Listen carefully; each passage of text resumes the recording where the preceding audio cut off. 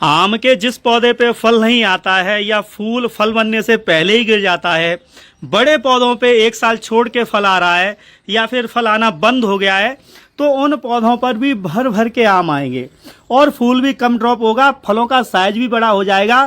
3 साल में बस एक बार करना है। ये प्रक्रिया अक्टूबर नवंबर में की जाती है और आम के लिए तो ये जादू के तरीके से काम करती है। पौधा फल छोड़ गया है, उस पौधे पर भी भर भर के फल आएंगे। आपको कहना क्या है कि जैसे 2 वर्ष का पौधा है तो 1 से 1.5 फीट दूरी पे आपको इस तरीके से मिट्टी की खुदाई करनी है। अब जैसे बड़ा आम है, मान लीजिए ये आपका 5-6 साल का आम है, 15-20 फीट, तो इसके चारों तरफ भी एक सर्किल बनाएंगे, लेकिन वो सर्किल बड़ा होगा लगभग 2 से 3 फीट की दूरी पे। ठीक है, जैसे ये आपका तना मोटा है, लगभग 1 फीट मोटा है, तो इससे 3 गुना दूर कर लीजिए। लगभग 3 फीट दूरी पे सर्किल में ही एक गड्ढा खोदेंगे बड़े आम के लिए। प्रक्रिया सेम रहेगी। गमले में है तो गमले में भी थोड़ा एक गड्ढा ही हमें बनाना है।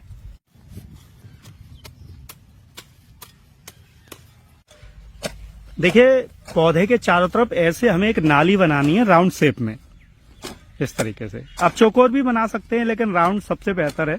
और ये नाली गहरी बनानी है, लगभग 1 फीट तो गहरी मान के ही चलिए। बड़ा पौधा है तो 2 फीट, यानी कि जितनी तने से दूरी कर रहे हैं आप, उतनी ही गहरी ये नाली नीचे बनेगी। अब आपको एक खुरपी लेनी है और जो तना है उसके चारों तरफ आपको इस तरीके से मिट्टी को काटना है। मैं जैसे कर रहा हूं बिल्कुल ठीक वैसे ही आपको करना है। चारों तरफ बराबर आपको एक सर्किल बना लेना है। 1 फीट हमें इसे गहरा करना है। जो मिट्टी का सरफेस है उससे 1 फीट नीचे तक ले जाना है।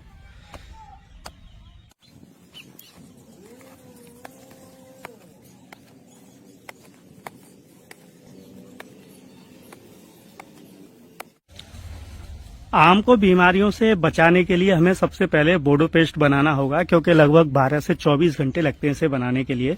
तो यहाँ पर आप 2 बर्तन लेंगे, एक मिट्टी का, एक प्लास्टिक का, और कोई धातु का बर्तन आपको यूज नहीं करना है।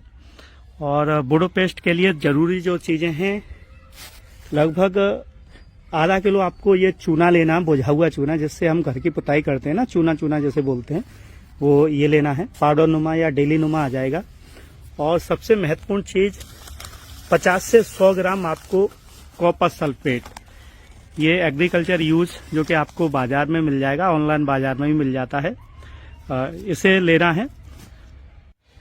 दोनों ही चीजें अलग अलग हम बनाएंगे।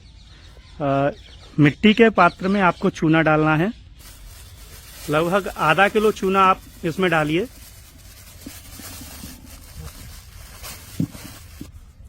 और लगभग 3 से 5 लीटर इसमें पानी आपको मिक्स करना है। ये देखिए, मैंने इसलिए बोला था कि आप मिट्टी का ही बर्तन यूज करेंगे, धातु या प्लास्टिक नहीं, क्योंकि चूना पानी के साथ मिलकर गैस निकालता है, जो कि आपके बर्तन को गला सकता है। इसलिए मिट्टी का बर्तन सर्वोत्तम है। इसके बाद इसे मिक्स कर देंगे एक बार, और इसे अभी छोड़ देंगे हम 1 दिन के लिए। अब आपको अलग से करीब 2 लीटर पानी लेना है और उसमें 50 ग्राम ये नीला थोथा आपको या कॉपर सल्फेट डाल देना है, और इसे भी मिक्स करना है आपको, और इसे भी लगभग 24 घंटे के लिए छोड़ देना है। चलिए इन दोनों को अभी छोड़ देते हैं हम। तो लगभग 1 फीट हमने इसे खोद लिया है, नाली बना ली है। अब हम इसकी जो नीचे की मिट्टी है उसे इस तरीके से भुरभुरा करेंगे। ये देखिए, जैसे खुरपी की सहायता से, क्योंकि मिट्टी नीचे हार्ड हो गई है, हम जो भी इसमें खाद या अन्य चीज देंगे वो नीचे नहीं जाएगा। रूट्स में हम ले जाना चाहते हैं, जड़ों में, तो उसके लिए हमें मिट्टी को पहले तोड़ना होगा, गुड़ाई करनी होगी, और गहरी गुड़ाई करनी है, थोड़ी सी मिट्टी थोड़ी सी टूट जाए। कुछ इस तरीके से ये हमारा प्लांट तैयार हो गया है आगे की प्रक्रिया के लिए। अब आपको 2 चीज और लेनी है। अब जैसे हमारे ये पौधा लगभग 2 साल का है, तो इससे 2 गुना हो गया 4 साल। तो आपको लगभग 4 से 5 किलो कंपोस्ट लेना है। बर्मी कंपोस्ट, गोबर खाद या कंपोस्ट ले सकते हैं। ध्यान रखिए, ये पुराना होना चाहिए। ये नर्सरी सेंटर पे या ऑनलाइन बाजार में मिल जाएगा, जहां पर नर्सरी है या बर्मी कंपोस्ट का काम होता है। ये हल्का होता है और चॉकलेटी कलर का हो जाता है, तो आप समझ लीजिए कि ये जो है अब तैयार है बिल्कुल। तो लगभग 5 किलो आपको गोबर खाद या कंपोस्ट लेना है। अब जैसे बड़ा पौधा है, 5 साल का पौधा है, तो लगभग 20 से 25 किलो आपको जो है कंपोस्ट की जरूरत पड़ेगी। उससे बड़ा पौधा है तो 50 किलो तक कंपोस्ट चाहिए। लगभग 50 ग्राम डीएपी, एनपीके या फिर सीवीड, तीनों में से कोई एक। या तो सबसे पहले सीवीड लीजिए लगभग 50 से 60 ग्राम 2 साल के पौधे के लिए। मिट्टी में है तो, गमले में है तो मुश्किल से 1 चम्मच ही काफी है, और जमीन पे है तो लगभग 50 ग्राम। ऐसे ही बड़ा पौधा है जैसे 5 या 10 साल का पौधा है तो आप 100 से 150 ग्राम डीएपी या एनपीके ले सकते हैं। सीवीड वैसे सबसे बढ़िया है गमलों के लिए या ऑर्गेनिक फार्मिंग के लिए। तो यहाँ पर हमने डीएपी लिया हुआ है 50 ग्राम। सबसे पहले हम डीएपी लेंगे और जो हमने मिट्टी खोदी है उसमें इस तरीके से डीएपी की बुवाई करेंगे। ये देखिए जैसे मैं डाल रहा हूँ, ठीक खूब लगभग आधी डीएपी हम इसमें ऐसे डाल देंगे। 50 ग्राम हमने डीएपी ली थी, उसमें से 25 ग्राम हम डीएपी ऐसे डाल देंगे। ये देखिए,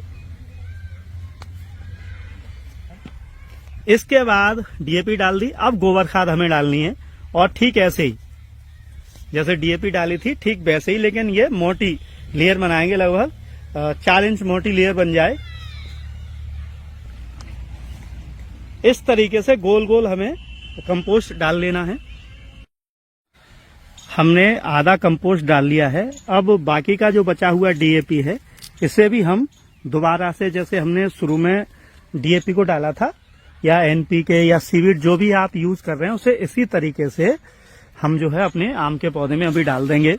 इस प्रक्रिया से ये जो हम कर रहे हैं ना, जो आम फल देना बंद कर गया है या छोटे छोटे फल आते हैं या सिर्फ 1 या 2 ब्रांच पे फल आते हैं, उस आम पर भी फल आने लगेंगे इस प्रक्रिया को करने के बाद। तो पूरी प्रक्रिया देख लीजिए एक बार। इसके बाद जो बचा हुआ कंपोस्ट है वो हम ऊपर से और डाल देंगे। ये देखिए,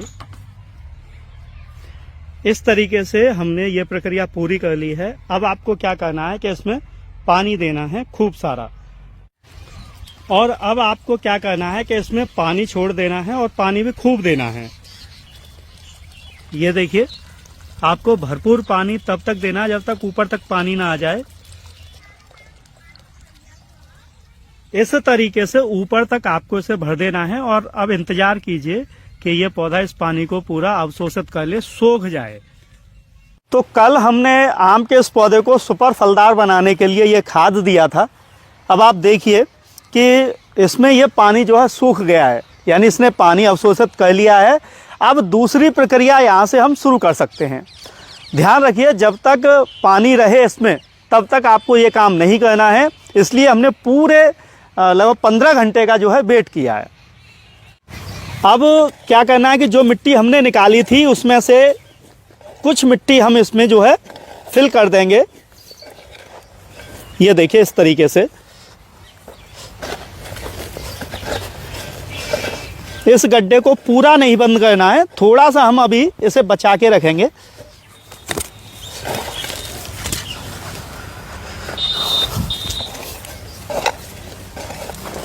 मैं जो प्रक्रिया आपको बता रहा हूं आम के पौधों के लिए, इससे अच्छी प्रक्रिया कोई भी नहीं है।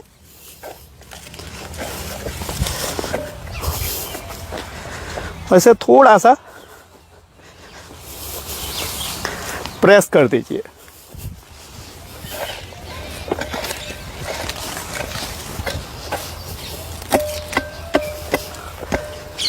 ये आधा काम हुआ है अभी।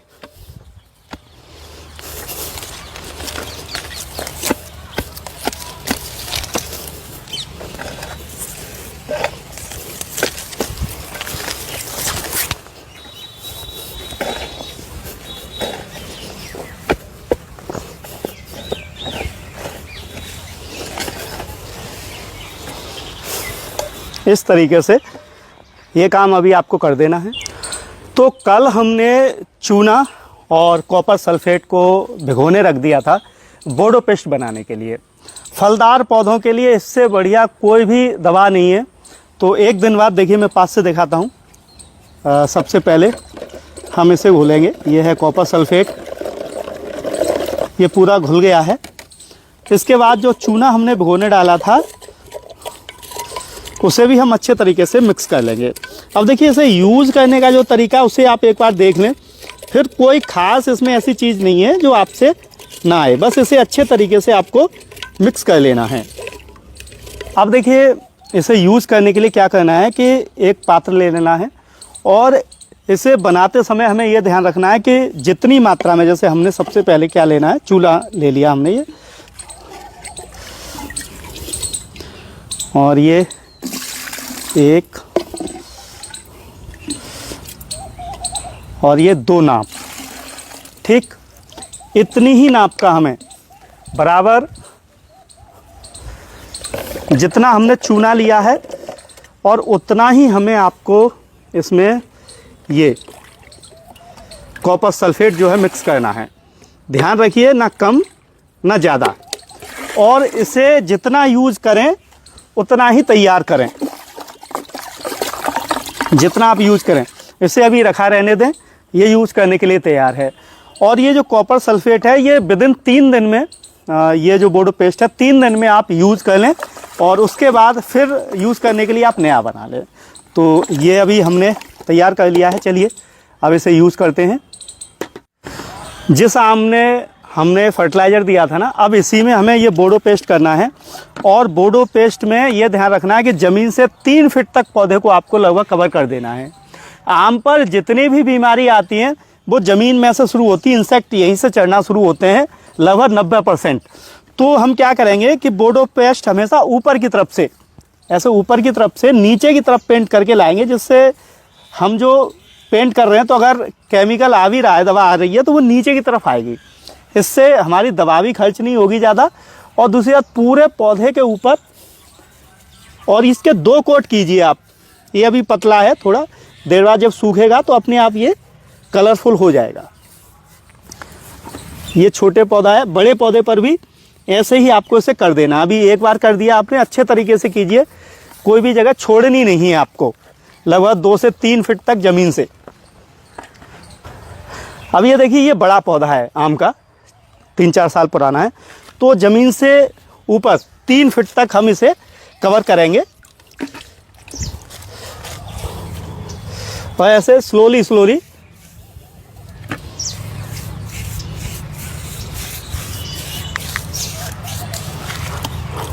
और कोई भी जगह छोड़नी नहीं है आपको।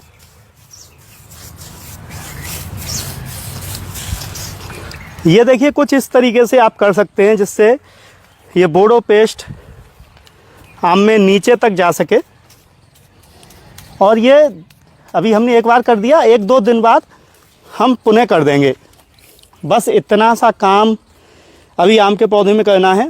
और दिसंबर के प्रथम सप्ताह या द्वितीय सप्ताह तक वाटरिंग कीजिए। फिर वाटरिंग जो है बड़े पौधों में स्टॉप करनी होती है अच्छी फ्रूटिंग के लिए।